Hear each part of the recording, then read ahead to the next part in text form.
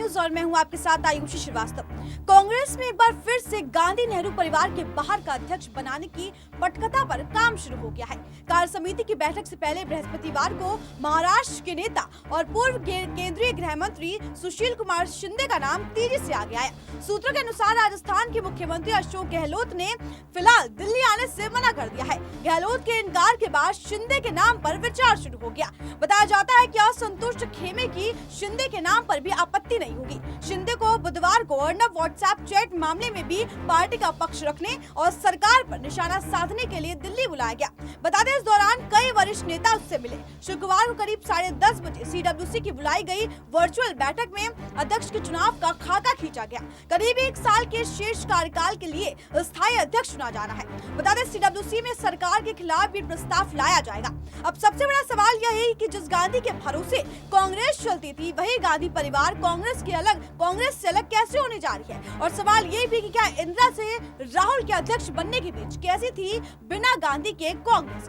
दरअसल देश की 134 साल पुरानी राजनीतिक पार्टी कांग्रेस में एक बार फिर गैर गांधी परिवार अध्यक्ष बनने के आसार यानी कि कयास लगाए जा रहे हैं। 2019 के लोकसभा चुनाव में पार्टी की खरारी हार हुई और कांग्रेस अध्यक्ष राहुल गांधी ने गैर गांधी कांग्रेस अध्यक्ष का राग छेड़ दिया। कांग्रेस के अध्यक्ष राहुल गांधी इस्तीफा देने के लिए अपने पहले फैसले पर अड़े हुए और वरिष्ठ नेता उन्हें मनाने का काम कर रहे हैं। इन सब के बीच ये सुगबुगाहट भी शुरू हो गई है कि क्या गैर गांधी अध्यक्ष पार्टी को मजबूती से चला सकेगा। हालांकि जब कोई गैर गांधी परिवार अध्यक्ष रहा तब कांग्रेस में विभाजन भी हुआ। वैसे तो आजादी के बाद कांग्रेस कई बार विभाजित हुई है। अब तक 60 से ज्यादा अधिक पार्टियां इससे निकल कर बनी हैं। हालांकि कई निष्क्रिय हो गई हैं, तो कईयों का वापस कांग्रेस या जनता पार्टी में विलय हो गया। इस दौरान कांग्रेस से अलग होकर इसके कई नेताओं ने पार्टी बनाई। कांग्रेस के बड़े नेता जिन्होंने पार्टी छोड़ दी और अलग पार्टियां बनाई, उसमें प्रमुख थे जेपी किलापान, सी राजपाल गोटपाचरी, चौधरी चरण सिंह में कामकाज और मोरारजी देसाई, बीजू पटनायक, जगजीवन राम, शरद पवार, शिवाजी गणेशन, बंसीलाल, सुखराम और मुकुट मिकटी, मुफ्ती मोहम्मद सदई के करण और कुलदीप बिश्नोई, वाई.एस. के जगमोहन रेड्डी और अजीत जोगी। इंदिरा गांधी जब 1978 में दूसरी बार अध्यक्ष बनी थी, तब से लेकर 2019 यानी कि बीते 41 वर्षों में कांग्रेस अध्यक्ष बिना गांधी परिवार केवल 2 बार रहे। 1999 से 1996 तक पीवी नरसिम्हा राव और 1996 से 1998 तक सीताराम केसरी रहे। चुनाव प्रचार के काफी पहले प्रधानमंत्री नरेंद्र मोदी ने भी कांग्रेस को एक गैर गांधी पार्टी अध्यक्ष नियुक्त करने की चुनौती दे डाली थी। तब उन्होंने कहा था कि 5 साल के लिए किसी गांधी परिवार के बाहर होने को कांग्रेस अध्यक्ष बना कर देखे। मोदी ने तब सीताराम केसरी का जिक्र करते हुए कहा था कि देश के दलित, पीड़ित, शोषित परिवार से आए हुए केसरी को पार्टी के अध्यक्ष पद से कैसे हटाया जाए। नरसिम्हा राव के बाद सितंबर 1996 में सीताराम केसरी कांग्रेस अध्यक्ष बने। सीताराम केसरी के अध्यक्ष बनने के कुछ महीने बाद ही पश्चिम बंगाल की कद्दावर महिला नेता ममता बनर्जी ने पार्टी छोड़ दी थी। हालांकि इसके पीछे उनका केसरी से कोई मतभेद नहीं था, बल्कि नरसिम्हा राव के नेतृत्व वाली सरकार के साथ मतभेद हुआ था।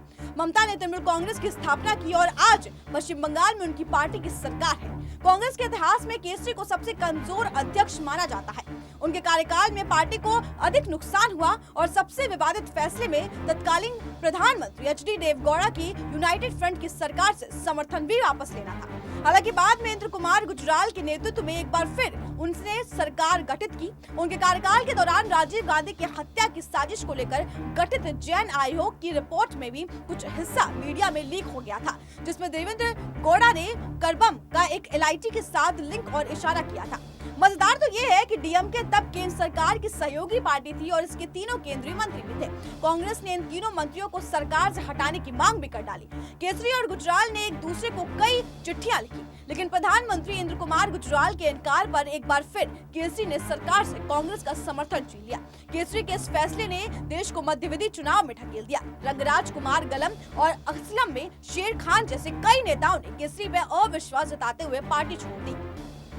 तब केसरी जगत की जगह सोनिया गांधी पार्टी के प्रमुख चुनाव प्रचारक बनी। उनकी सभाओं में बड़ी संख्या में लोग इकट्ठा हुए, लेकिन वो पार्टी को बहुमत नहीं दिला पाई। हालांकि सोनिया कांग्रेस को सम्मानजनक 140 सीटें दिलाने में कामयाब रही और बाद में 2004 और 2009 में भी सफलतापूर्वक केंद्र में सरकार स्थापित करने में कामयाब रही। बता दें 1998 में चुनाव में हार के बाद केसरी को अध्यक्ष पद से हटा दिया गया और यहां से कांग्रेस एक और विभाजन की ओर बढ़ी। तब सीताराम केसरी के साथ शरद पवार, पी संगमा और तारिक अनवर जैसे नेता जुड़े थे। वही 1999 में कांग्रेस से अलग होते ही इन्होंने अन्य नेताओं के साथ राष्ट्रवादी कांग्रेस पार्टी की स्थापना की। भारत की आजादी के जिस एक राजनीतिक दल का एक सबसे बड़ा हाथ रहा है वो है कांग्रेस पार्टी। भारत की आजादी के बाद ये देश की प्रमुख राजनीतिक पार्टी बन गई। 1985 में अस्तित्व में आई कांग्रेस की स्थापना को 134 साल हो चुके हैं। आजादी के बाद 1952 में हुए चुनाव के साथ कांग्रेस की केंद्र की सत्ता में आई कांग्रेस का 1977 तक देश में एक छत्र शासन हुआ करता था।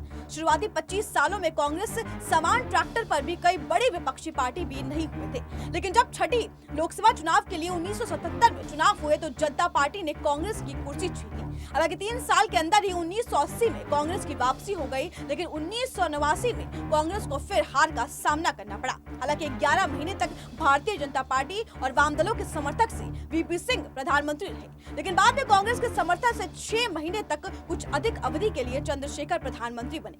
लेकिन 1980 में एक बार फिर कांग्रेस सत्ता में लौटी। कांग्रेस कुछ 6 महीने को छोड़ 1996 तक केंद्र में बनी थी। इसके बाद 2004 से 2014 तक लगातार 2 बार कांग्रेस एक बार फिर केंद्र की सत्ता में रही। हालांकि 1999, 2004 और 2009 में कांग्रेस ने सफलतापूर्वक केंद्र में गठबंधन की सरकार का नेतृत्व किया।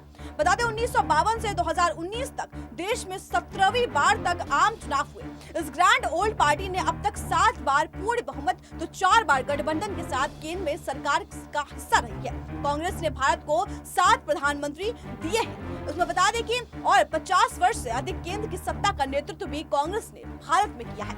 आजादी से पहले कांग्रेस के अध्यक्ष का कार्यकाल 1 साल के लिए हुआ करता था। आपको बता दें 1985 में CWC बनर्जी से लेकर आजादी के एक वक्त JP कृपलानी और 1950 में पुरुषोत्तम दास टंडन तक कांग्रेस ने 60 बार अपने अध्यक्ष चुने। देश के पहले प्रधानमंत्री जवाहरलाल नेहरू के पिता मोतीलाल नेहरू 1928 में इसके अध्यक्ष चुने गए थे, तो आजादी के पहले जवाहरलाल नेहरू 4 बार कांग्रेस के अध्यक्ष रहे। आजादी के बाद से अधिकांश वर्षों में कांग्रेस अध्यक्ष के पद पर नेहरू गांधी परिवार का ही राज रहा। 1991-52 से लेकर 1954 तक नेहरू, फिर से 1959 में इंदिरा गांधी फिर से 1968 और 1984 तक अध्यक्ष रही। उनकी मौत के बाद 1985 से 1991 तक राजीव गांधी रहे। हालांकि सबसे लंबे समय तक देश की सबसे पुरानी पार्टी के अध्यक्ष सोनिया गांधी रही। 1998 से 2017 तक करीब 20 वर्षों तक पार्टी के अध्यक्ष रही और उनके बाद अब तक राहुल गांधी पार्टी संभाल रहे हैं। हालांकि 1928 में मोतीलाल नेहरू के कांग्रेस अध्यक्ष बने जाने के साथ ही नेहरू गांधी परिवार का इस पार्टी के अध्यक्ष पर नेता जुड़ गया, तो आज तक बदस्तूर जारी है। आजादी के बाद से अब तक कांग्रेस के 29 अध्यक्ष रहे। इन 72 वर्षों में 37 वर्ष नेहरू गांधी परिवार को तो 35 वर्ष गांधी कांग्रेस परिवार को है। आज भले ही कांग्रेस से गांधी परिवार को दूर किया जाता है, लेकिन ये सवाल हमेशा रहेगा कि क्या गांधी परिवार के बिना कांग्रेस का कोई अस्तित्व है। इस खबर पर आपकी क्या राय है हमें कमेंट बॉक्स में जरूर बताएं। अगर आप ये खबर फेसबुक पे देख रहे हैं तो उसे लाइक शेयर करना ना भूलें और अगर यूट्यूब पे देख रहे हैं तो हमारे चैनल को आप लाइक शेयर और सब्सक्राइब जरूर करें।